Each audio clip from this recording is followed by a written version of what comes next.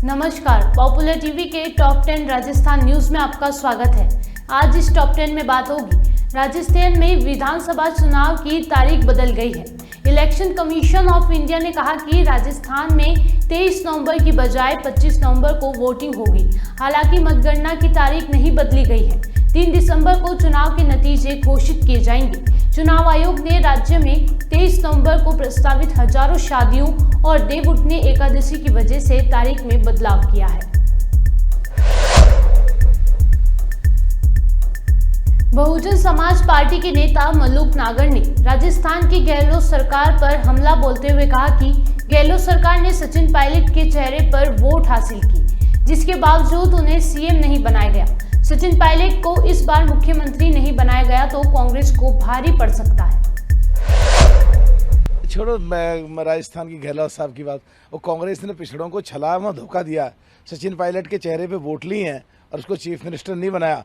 तमाम पिछड़े जितने भी जाट, गुजर, यादव, कश्यप, सोनाल, लोहार, कुमार, तमाम पिछड़े खिलाफ हैं और इस बार दिखा देंगे कि सचिन पायलट को मुख्यमंत्री ना बनाना कांग्रेस को कितना भारी पड़ेगा। उत्तर प्रदेश में 13.5% वोट अपना लेके इकट्ठा खड़े हुए हैं। जिधर चले जाएंगे उधर ही पूरी जीत चली जाएगी। हालांकि कुमारी बहन मायावती जी कह चुकी हैं कि हम चुनाव अलग लड़ेंगे। अरे इनकी छोड़ो, पंजाब में कांग्रेस की और आपकी यही लड़ाई है, हरियाणा में कांग्रेस की और आपकी यही लड़ाई है, और मध्य प्रदेश में समाजवादी पार्टी आरएलडी और कांग्रेस की यही लड़ाई है, राजस्थान में आरएलडी और समाजवादी की यही लड़ाई है, छत्तीसगढ़ में भी आप पार्टी की यही लड़ाई है। उधर गठबंधन में उधर उसके चीफ मिनिस्टर पे आरोप लगा रहे हैं। ये कहाँ गठबंधन, मुझे नहीं लगता। संज्ञान लेके सोचना चाहिए था अगर जरूरत थी तो, लेकिन इसका मतलब ये नहीं है कि वहाँ के लोग सड़कों पर हथियार लेके आ जाएंगे और युवतियों की हत्या करके, उनको बिल्कुल निर्वस्त्र करके और उनको खुले टेम्पुओं, कारों में डाल करके उनके ऊपर हथियार लेकर के बैठेंगे और दूसरे लोग आके उन पर थूकेंगे। और छोटे छोटे बच्चों को, जैसे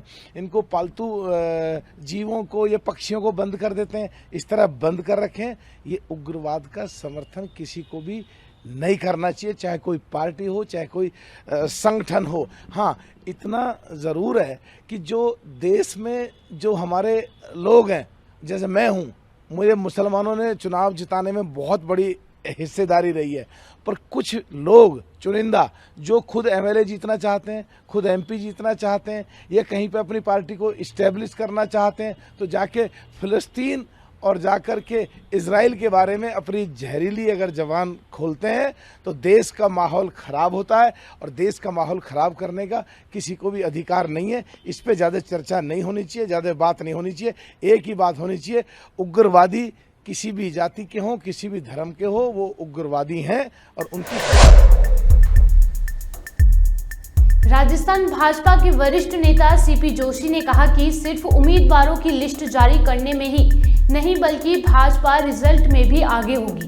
उन्होंने कहा कि राजस्थान की अशोक गहलोत सरकार को मोदी जी के राज्य के दौरे से न जाने क्या समस्या है, जबकि वो तो किसी योजना का शिलान्यास करने या किसी कार्यक्रम में ही जाते हैं। डावाडोल किसकी स्थिति है तो वो खुद जान रहे हैं, उनका कुनबा जान रहा है, उनके लोग, उनके सलाहकार कह रहे हैं कि हमारी नैया डूब चुकी है। लिस्ट में ही आगे नहीं, महिलाओं को सुरक्षा नहीं दे पाई और सिर्फ वादे दिए, नारे दिए, काम कुछ नहीं किया। इसलिए राजस्थान की जनता ने मन बना लिया है कि राजस्थान में डबल इंजन की सरकार बनानी है। मोदी जी के नेतृत्व में राजस्थान का विकास द्रुत गति से होगा, समृद्धि आएगी, हर चेहरे पर खुशहाली आएगी। इनको रात को भी मोदी जी के नाम का डर लगता है, नींद नहीं आती।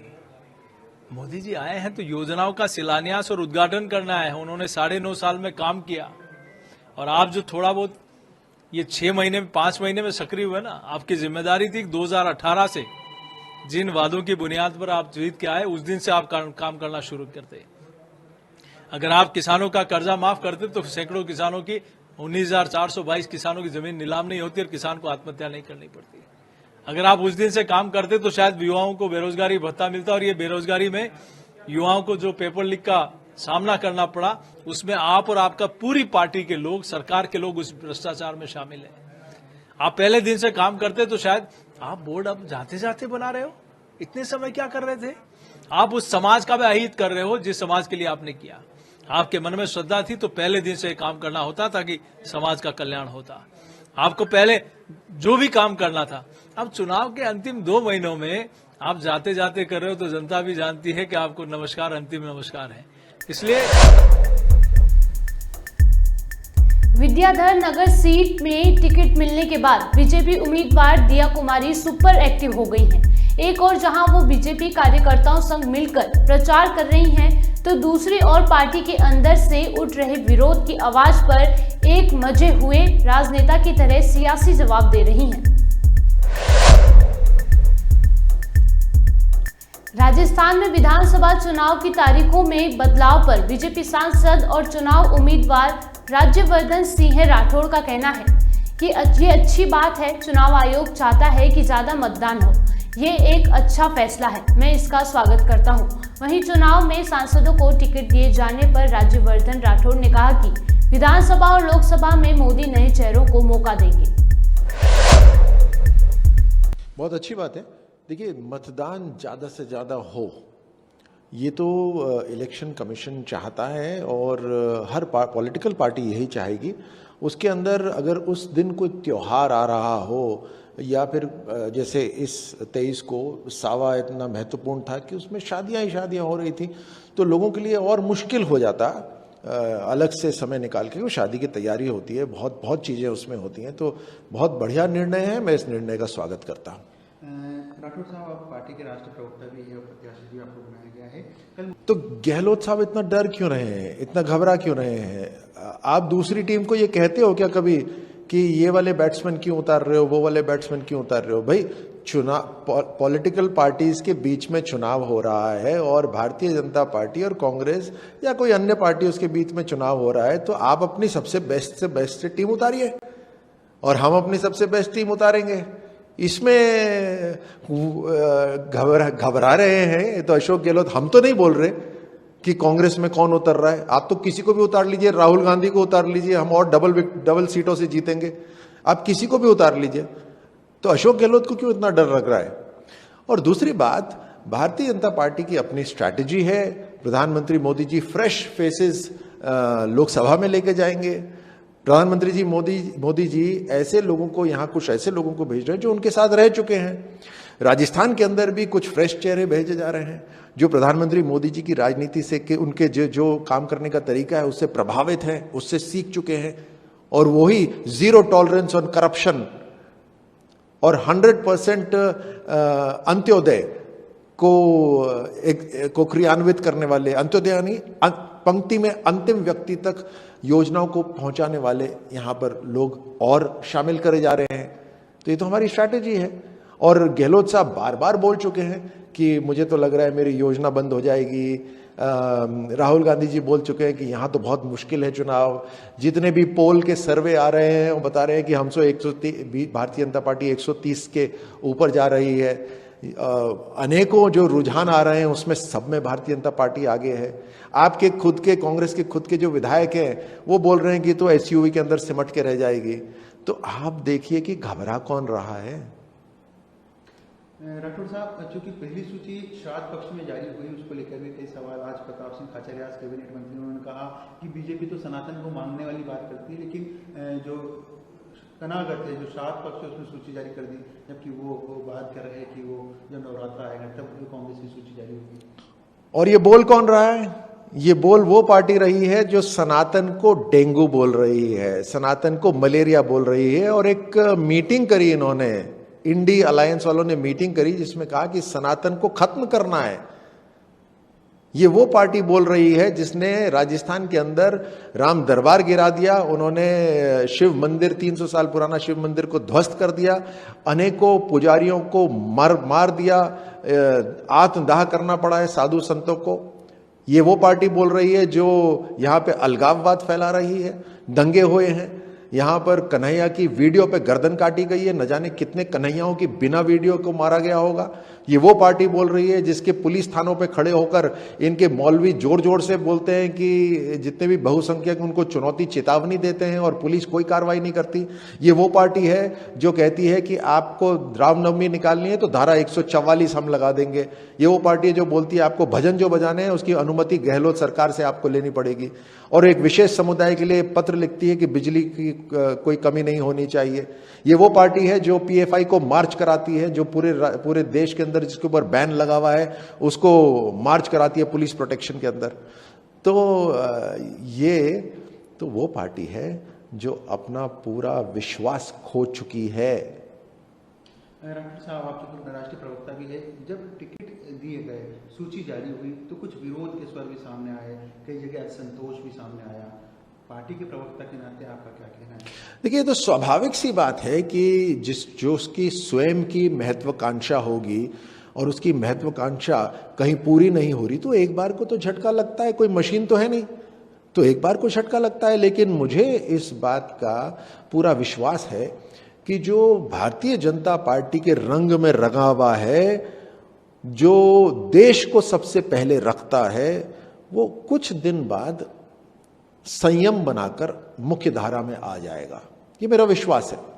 दूसरा मेरा यह भी विश्वास है कि जिन लोगों को इसी पार्टी ने उठाकर वहां तक पहुंचाया, उस समय दूसरों के बजाय उनको मौका दिया, वही पार्टी भविष्य में भी उनको आगे ले जाएगी। उस पार्टी को, उस मां को ये खंजर मारेंगे, मुझे नहीं लगता। मुझे यह भी विश्वास है कि जनता यह भी देख रही है कि यहां राजस्थान में भारतीय जनता पार्टी आ रही है, और अगर विकास होगा तो वो तभी संभव होगा जब टंगड़ी मारने वालों को नहीं बल्कि विकास करने वाले लोगों को मत पड़ेगा।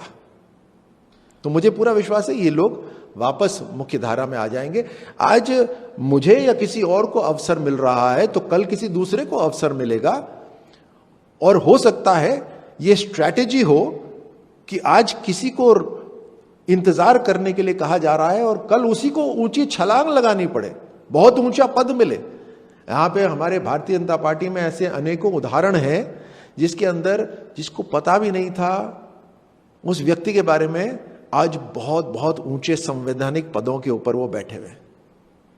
तो हो सकता है ये ऐसा समय हो जो पार्टी देखना चाहती है कि संयम बरत सकते हो, अनुशासन में रह सकते हो, या देश से पहले खुद को रखना चाहते हो, जनता से पहले खुद को रखना चाहते हो। सब साफ हो जाएगा, फर्क साफ हो जाएगा, दूध का दूध पानी का पानी हो जाएगा। लेकिन वही आगे बढ़ेगा जो अपने से पहले देश को रखता हो, अपने से पहले जनता जनार्दन को रखता हो। आज कोई नीचे है तो कल ऊपर होगा, ये तो जीवन का एक साइकिल है। लास्ट सवाल है, मुख्यमंत्री अशोक गहलोत ने कहा राजस्थान में चेहरा नहीं मिल रहा, प्रधानमंत्री जी कह रहे हैं कि कमल का फूल चेहरा है, प्रधानमंत्री का चेहरा है, उसको पर भी सवाल खड़े करे हैं मुख्यमंत्री अशोक गहलोत ने कल चूरू की सभा में। तो कौन सा चेहरा चाहिए यहां पर राजस्थान के अंदर? कोई ऐसा चेहरा जिसने पिछले 5 साल के अंदर महिला दुष्कर्म में राजस्थान को नंबर 1 बना दिया हो? ऐसा चेहरा जिसके रहते यहां पर गहलोत साहब का चेहरा जिसके यहां पर अलगाववाद बढ़ गया हो? या ऐसा चेहरा जिसके चेहरे के पीछे चेहरे हों, असली चेहरा कौन सा है पता ही ना हो, वैसा जिसने पेपर लीक करवाए हों? या एक ऐसा चेहरा जो पिछले 20 साल से लगातार उनको आशीर्वाद मिल रहा है जनता का, चाहे वो मुख्यमंत्री के रूप में हो और या पिछले 9.5 साल से प्रधानमंत्री रूप में हो?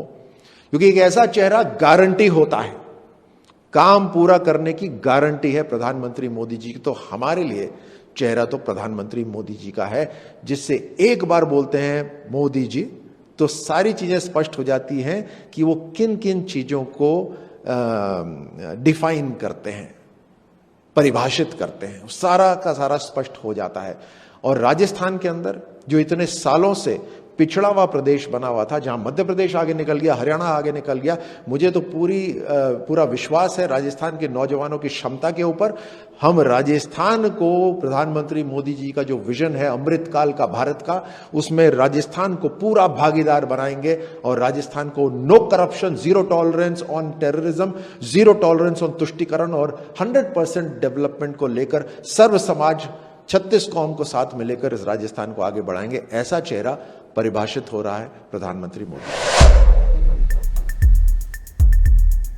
आचार संहिता के उल्लंघन पर कड़ी निगरानी रखने के लिए भारत निर्वाचन आयोग द्वारा बनाए सी विजिल ऐप शिकायतों के समाधान का बेहतरीन जरिया बनता जा रहा है। ऐप के माध्यम से प्राप्त शिकायतों का तुरंत समाधान किया जा रहा है। मुख्य निर्वाचन अधिकारी प्रवीण गुप्ता ने बताया कि विधानसभा आम चुनाव 2023 में ये ऐप खासा मददगार साबित हो रहा है। उन्होंने बताया कि प्रदेश में आदर्श आचार संहिता के लागू होने के महज 48 घंटे में ही प्रदेश भर से 500 से ज्यादा शिकायतें प्राप्त हुई हैं, जिनमें से रिटर्निंग ऑफिसर्स ने 134 शिकायतों पर सही पाया और उनका निस्तारण किया गया। उचेरिया गांव में मकराना पुलिस व जिला आबकारी विभाग ने बड़ी कार्यवाही को अंजाम दिया है। इस दौरान पुलिस द्वारा अवैध शराब बनाने की फैक्ट्रियां पकड़ी हैं। अवैध शराब बनाने के ठिकानों पर जिला पुलिस अधीक्षक व जिला कलेक्टर के निर्देश पर चुनाव को देखते हुए कार्यवाही को अंजाम दिया गया है। राजस्थान में 3 पुलिस अधीक्षकों और 1 जिला कलेक्टर को उनकी पोस्टिंग से मुक्त कर दिया गया है। उन्हें पोस्टिंग ऑर्डर की प्रतीक्षा में रखा गया है। कार्मिक विभाग ने भिवाड़ी, हनुमानगढ़ और चुरू से एसपी, आईपीएस अधिकारी करण शर्मा, सुधीर चौधरी और राजेश कुमार मीणा को कार्य मुक्त करने के आदेश जारी किए। अधिकारी और अलवर कलेक्टर पुखराज सेन को भी उनके पदस्थापन स्थान से हटा दिया गया है। राज्यसभा सांसद और कांग्रेस की राष्ट्रीय प्रवक्ता रंजीत रंजन बुधवार को श्रीगंगानगर दौरे पर रहीं और एक निजी होटल में उन्होंने कांग्रेस कार्यकर्ताओं से फीडबैक लिया और टिकट के दावेदारों से भी मुलाकात की। इस दौरान श्रीगंगानगर, अनूपगढ़ और हनुमानगढ़ से टिकट के दावेदार और कार्यकर्ता पहुंचे। राजस्थान विधानसभा चुनाव के लिए बीजेपी ने उम्मीदवारों की एक सूची जारी की है। पार्टी से टिकट मिलने की आस लगाए कई नेता सूची में अपना नाम न देखकर निराश हो गए हैं। ऐसे ही एक नेता हैं मुकेश गोयल, जिन्हें कोटपुतली सीट से टिकट की उम्मीद थी। न मिलने पर वे फूट फूट कर रोने लगे। गोयल ने 2018 का राजस्थान विधानसभा चुनाव लड़ा था, लेकिन कांग्रेस उम्मीदवार राजेंद्र सिंह यादव ने 13,000 से अधिक मतों के अंतर से उन्हें हरा दिया। आज के लिए सिर्फ इतना ही। देखते रहिए पॉपुलर टीवी। धन्यवाद।